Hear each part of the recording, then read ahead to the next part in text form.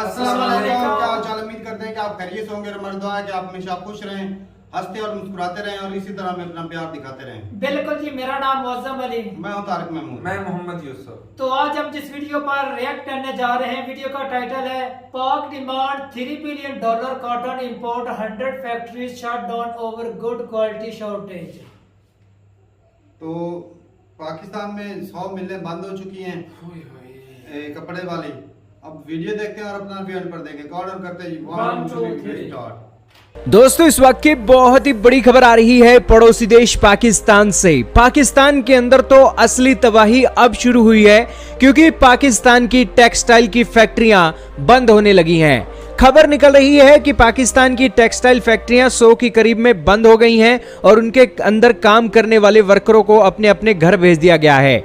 ये फैक्ट्रियां क्यों बंद हुई हैं, क्या कारण है, और वर्ल्ड मीडिया, आप दोस्तों देख लीजिए कितने आर्टिकल आपके सामने चल रहे हैं। इन सभी आर्टिकलों के अंदर इस न्यूज को कवर किया गया है, तो आप समझ सकते हो कि कितनी बड़ी खबर है। तो शुरू करते हैं दोस्तों आज की इस खबर को।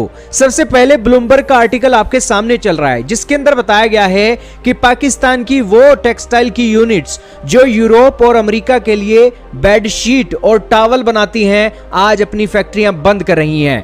बंद करने का कारण क्या है दोस्तों? आपको पता ही है, पिछले महीनों ही पाकिस्तान के अंदर बाढ़ आई थी। 1/3 से ज्यादा पाकिस्तान बाढ़ के अंदर डूब गया और पाकिस्तान की कपास की फसल भी इस बाढ़ के अंदर काफी प्रभावित हुई।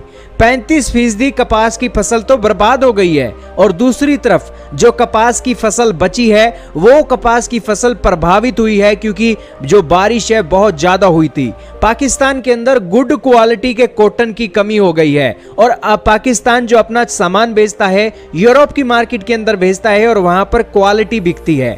यही कारण है कि पाकिस्तान की जो कॉटन प्रोडक्शन है घटकर 11 मिलियन बेल से घटकर 6.5 मिलियन बेल रह गई है, और पाकिस्तान के मंत्री कह रही हैं कि हमें $3 बिलियन की कॉटन इंपोर्ट करनी पड़ेगी। और पाकिस्तान के ही मंत्री बोल रहे हैं कि यह कॉटन कहां से आएगी।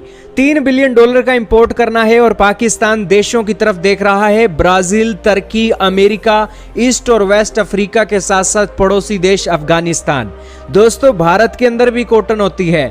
दुनिया के किसी भी देश से पाकिस्तान ये कॉटन ले ले, अफगानिस्तान को छोड़कर, तो उन देशों से पाकिस्तान के अंदर कॉटन आते आते समय बहुत लग जाएगा। लेकिन भारत से वो कॉटन जल्दी पहुंच सकती है, लेकिन हमारे रिश्ते तो खराब ही हैं। यही कारण है कि पाकिस्तान भी भारत का ऑप्शन नहीं देख रहा है, और भारत भी पाकिस्तान को कॉटन भेजने की सिचुएशन में नहीं है, क्योंकि भारत के अंदर भी कपास की जो फसल है वो प्रभावित हो रही है। खैर, अब पाकिस्तान की बात चल रही है तो और बात भी कर लेते हैं।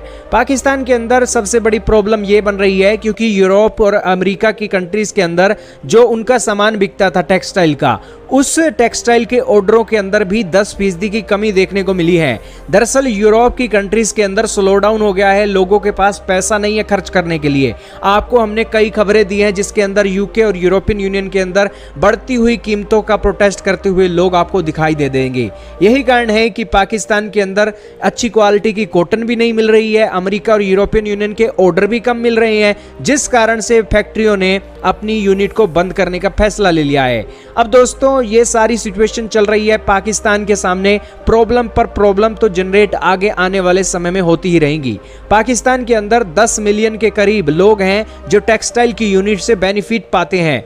8% पाकिस्तान की इकोनॉमी को टेक्सटाइल की यूनिट का सहारा है, और उनकी 50% जो एक्सपोर्ट होती है टेक्सटाइल के सेक्टर से ही होती है। अब जब गुड क्वालिटी के कपास की कमी हो गई है और 100 के करीब फैक्ट्रियां बंद होने लगी हैं, तो यहां पर जाहिर सी बात है कि पाकिस्तान के लिए एक नई प्रॉब्लम जनरेट हो गई है।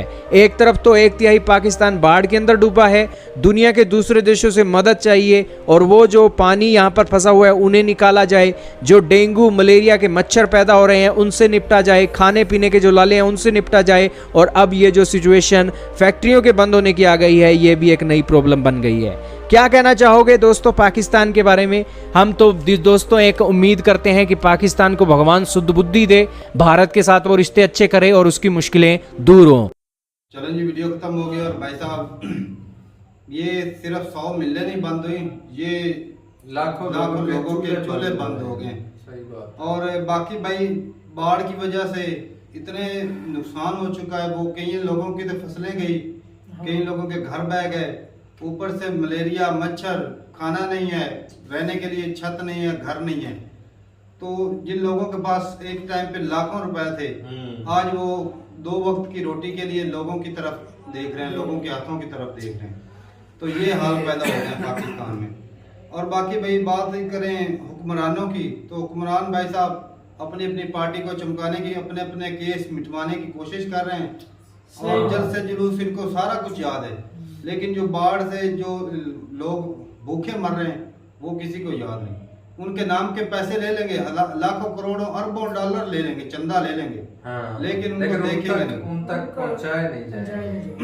ये हालात है इस कंट्री के। ऊपर से भाई साहब बिजली इतनी महंगी है पाकिस्तान में कि कोई भी चीज कॉटन है ना, ब्राजील से मंगवा ले या यूएसए से मंगवा ले तो वो कितनी महंगी पड़ेगी। एक तो हमारे पास रिजर्व नहीं है भी हम मंगवा सके, ठीक है, ऊपर से अगर कुछ मंगवा भी ली तो वो कितनी देर तक आने में बड़ा टाइम लग जाएगा, आने में टाइम बड़ा लग वो जाएगा। फैक्ट्री अगर रॉ मटेरियल भी देखा जाए ना, उसकी कीमत जो है ना, कास्ट ऑफ प्रोडक्शन जो है भाई साहब वो बहुत ज्यादा होगी, कोई खरीदेगा ही नहीं उसे।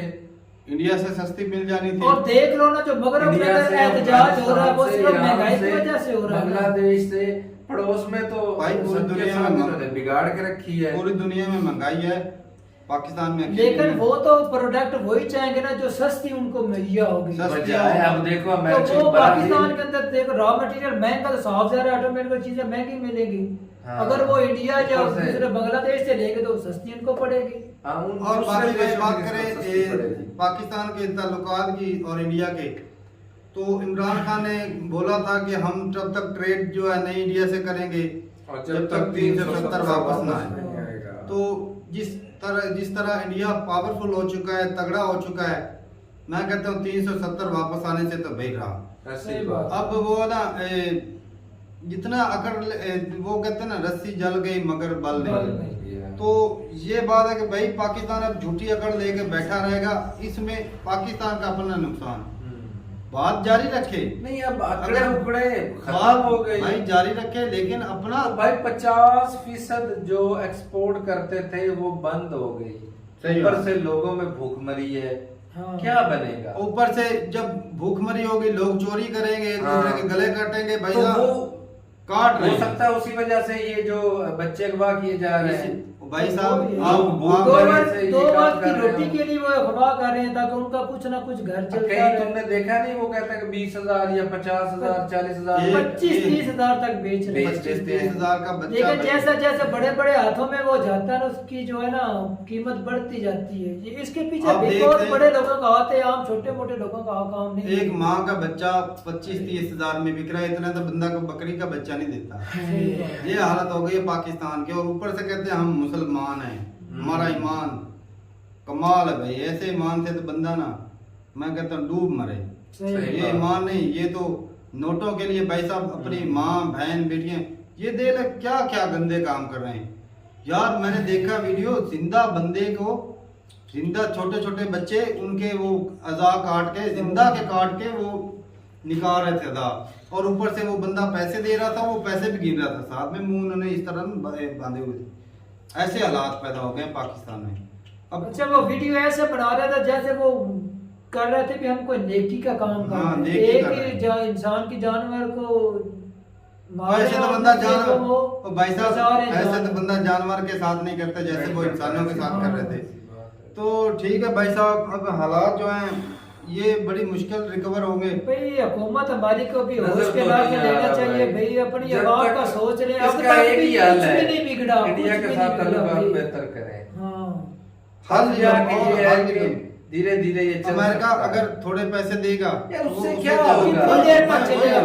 वही तो वो ज्यादा नुकसान देगा। थोड़े पैसे देता नुकसान ज्यादा। एग्रीकल्चर कंट्री होने के बावजूद हर चीज जो ज़राअत के मुतल्लक है वो बाहर से मंगानी पड़ रही है। खाकी एग्रीकल्चर है भाई। तो अच्छा सारी जो प्रोडक्ट है ना एग्रीकल्चर के रेट वो हमारे यहाँ जो इंडिया से आ रही है, महंगी हो सकता किसी और कंट्री से वापस होकर आ रही है, लेकिन दुबई से इंडिया की अभी भाई साहब ये तो इस साल है ना, अगले साल जब गंदम से बंदे भूखे मरेंगे वो अलग से। वो तो तब तो भाई बहुत। आज मैं बाजरे का बीज लेकर 1500 का आया 1 एकड़ का, 2 किलो भी नहीं था। बताओ ये हालात है। तो ठीक है भाई साहब, मिलते हैं वीडियो के साथ, तब तक के लिए इजाजत दें। अल्लाह हाफिज़।